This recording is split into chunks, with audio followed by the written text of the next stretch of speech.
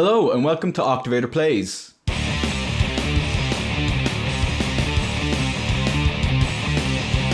On this week's episode I'm going to talk about this, the Behringer Ultra DI600P. This is a DI box you can get on a budget. This was about €50 including shipping I got off eBay.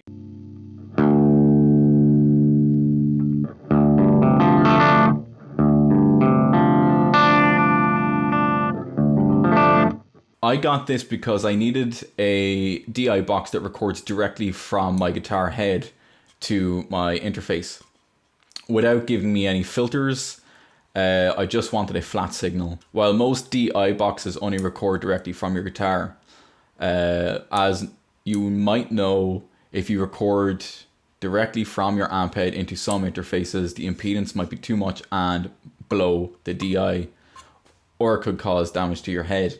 So I went looking for a DI box to do this, and I came across the Palmer PDI09, I think it's called, which is currently being shipped to me, but I've been waiting about a month because one of the other items in that has been holding it up.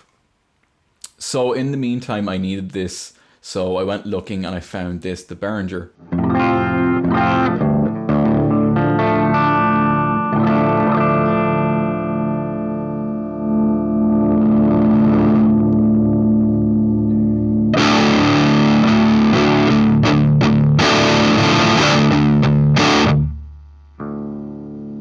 The thing I noticed straight away is that it does give you a flat line, while the Palmer gives you actually a cab sim built into it. There's the smooth, the normal and mellow, which to me it might not have worked. I'm going to obviously keep the Palmer, which, you know, by the reviews is a fantastic product. When I get this, I will also do a review of it. But I got this Behringer for cheap, it's budget, and it does sound great. I haven't used it that much, so what I've been using this with is my orange micro tower, and I've been putting it into Rosen Digital Audio's impulse response cabs, and I actually put it through one of the orange 4x12 cabs.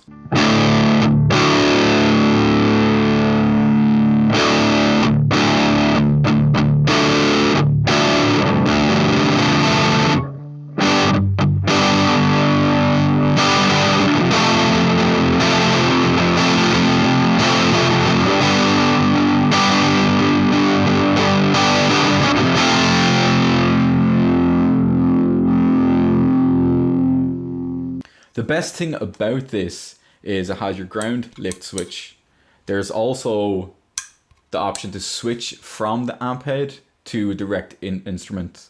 And what this does is actually lower the decibel it records at. And then there is this switch to record from a flat signal, so it's directly from your amp head.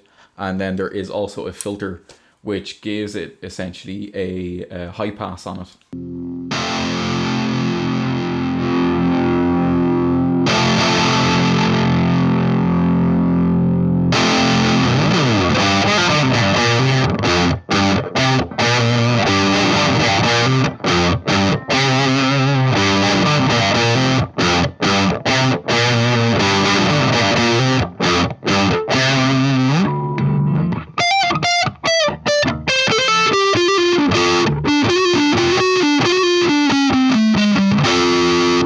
So what you would do is XLR from the output into your interface. You would put your instrument or your amp head into the input, switch between instrument or amp, and then switch flat and filter.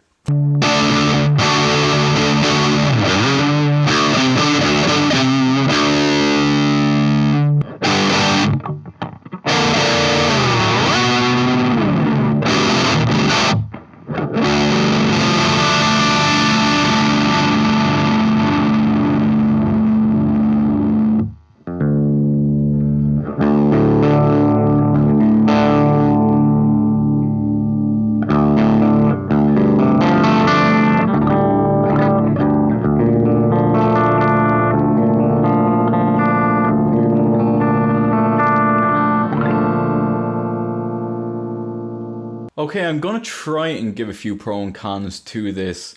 I don't have any DI boxes and I'm not used to DI boxes, so I don't really have anything to compare against. I do use the direct interface on my Scarlett Solo or the UX Line 6, which gives a direct, lovely, clean sound. So, you know, you could use that for comparison. But for what I'm using it for, directly recording it from the amp head into an impulse response, I can't exactly compare. So maybe once I get the Palmer, I can do a comparison video. But in the meantime, let's talk about the pros. It gives a clear, crisp recording. There's no hiss. There's no breakups.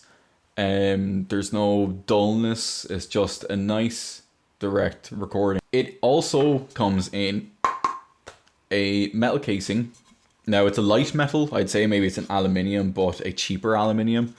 But I'd say if you drop this, you know, it would last quite a while. A couple of drops, I'd say at least. Wouldn't chuck it against the wall now. So for what it is and the price it is, I am hugely happy with it.